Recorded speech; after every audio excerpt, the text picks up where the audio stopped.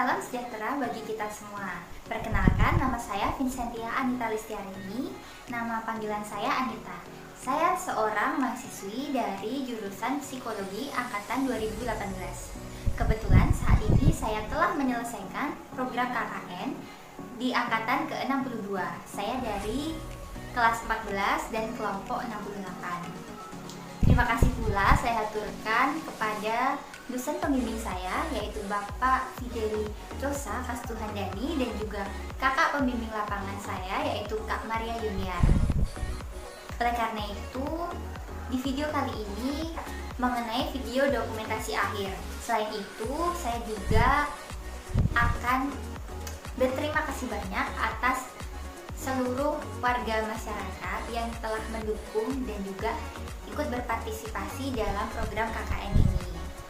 Dan juga dalam video ini saya akan menampilkan sedikit gambaran mengenai alur bagaimana saya bisa menentukan beberapa program KKN saya hingga saya dapat melaksanakan semua program ini dengan baik. Selain itu, di akhir video nanti saya juga akan menampilkan beberapa foto dokumentasi dari warga di sini yang telah ikut serta dalam program KKN saya. Meskipun program KKN saya ini berjalan secara mandiri dan juga saya memberikan pelatihan secara online karena kondisi saat ini yang masih masa pandemi, bahkan sangat mengkhawatirkan atau membahayakan apabila melaksanakan KKN secara langsung, tetapi saya juga tetap berusaha untuk memastikan bahwa warga di sini mengikuti dengan baik seluruh program KKN yang saya berikan dan juga ikut serta dalam pelatihannya. Untuk itu di video terakhir nanti ada beberapa foto dokumentasinya. Oke, tunggu apa lagi? Kita langsung simak video terakhir yang saya buat sebagai video dokumentasi akhir dari program KKN saya. Selamat menyaksikan. Nah, untuk lokasi KKN, saya akan melaksanakannya di Kampung Pulutan, Pendowoharjo, Seon, Bantul. Untuk itu, kita saat ini akan melihat bagaimana kondisi dari wilayah Kampung Pulutan. Namun sebelumnya, ketika kita keluar rumah, kita perlu dan wajib untuk menggunakan masker 2 lapis ya. Yuk kita gunakan dulu.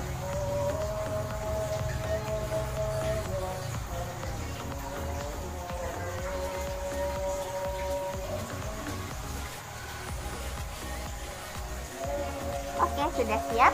Mari kita berkeliling di Kampung Pulutan. Mari.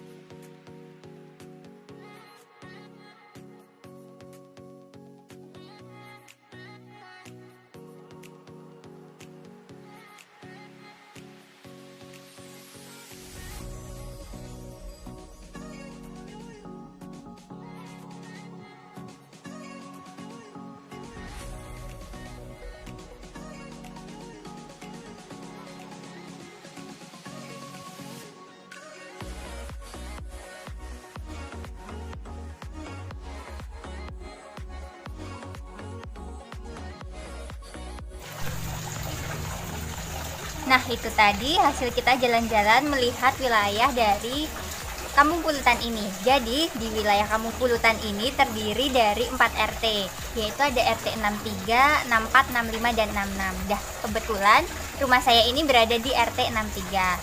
Lalu, untuk perekonomian di masyarakat sudah merata. Ada dari kelas menengah ke atas hingga kelas menengah ke bawah. Lalu, sebagian besar warga di sini bekerja sebagai petani, lalu juga ada yang sebagai buruh bangunan, lalu tadi buruh tani, berkebun seperti itu, lalu juga ada juga yang mempunyai usaha pengembangbiakan ikan, lalu juga ada yang usaha tanaman hias, lalu juga tidak sedikit yang bekerja sebagai karyawan kantor, seperti itu. Jadi untuk lebih lengkapnya lagi nanti saya akan cantumkan tulisan rangkuman dari bagaimana kondisi wilayah di Kampung Pulutan ini. Oke, nah untuk kondisi saat ini, yaitu kondisi di masa pandemi, sebagian besar dari warga Kampung Pulutan menghabiskan waktunya di dalam rumah. Bahkan mereka bekerja juga sudah tidak keluar rumah atau mereka banyak menghabiskan waktu untuk bekerja juga di dalam rumah. Untuk itu, tidak sedikit yang mengeluhkan rasa bosan dan mungkin sudah suntuk ya berada di rumah dengan aktivitas yang itu-itu saja. Mereka membutuhkan kegiatan lain yang positif dan mungkin juga dapat ditekuni menjadi usaha yang menghasilkan keuntungan bagi mereka.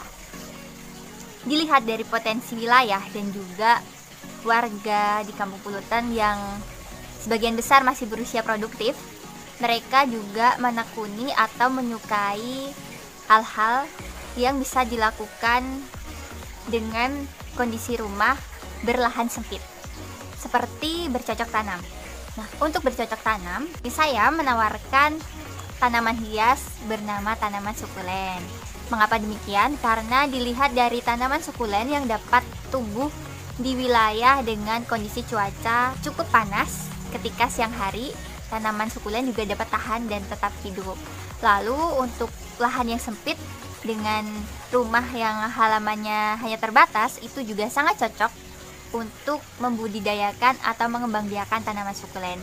Selain untuk kegiatan yang positif, tanaman sukulen yang kita hias atau berkreasi menjadi terarium yang cantik dapat kita pasarkan menjadi peluang usaha yang menjanjikan di masa kini. Kita ingat bahwa awal-awal pandemi kita sering mendengar berita bahwa para ibu-ibu rumah tangga atau mungkin keluarga muda ternyata memiliki hobi baru, yaitu bercocok tanam tanaman hias. Nah, tanaman sukulen atau kaktus ini menjadi salah satunya. Jadi, tidak menutup kemungkinan bahwa boomingnya atau viralnya dari tanaman hias berupa tanaman sukulen ini akan terus sampai akhir nanti. Apalagi di masa pandemi yang belum berakhir seperti ini. Nah, di video saya sebelumnya sudah ada 3 video mengenai pelatihan bagaimana cara menanam dan merawat dari tanaman sukulen. Lalu di video kedua yaitu mengenai membuat terarium sukulen yang tentunya sangat mudah untuk dilakukan.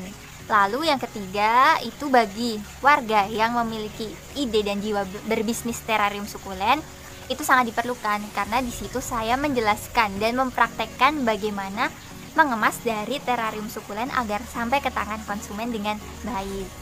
Nah, untuk selanjutnya nanti juga saya akan cantumkan sedikit cuplikan dari ketiga video tersebut. Oke, tunggu apa lagi, kita dapat menyimak 3 video yang telah saya buat.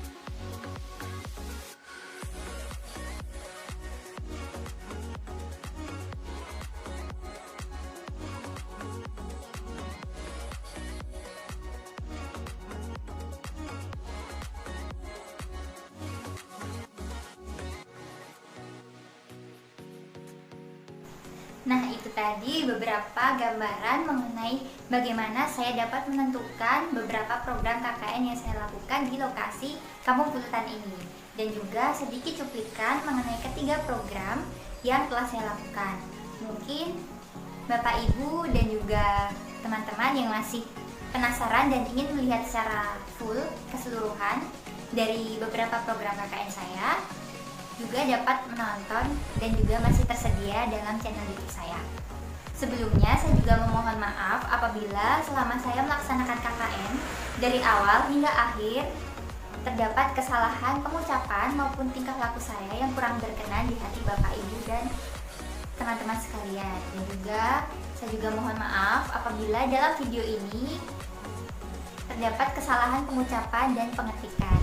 Dan terima kasih saya ucapkan kepada seluruh warga masyarakat di Kampung Pulutan ini yang secara penuh mendukung semua program KKN yang saya berikan.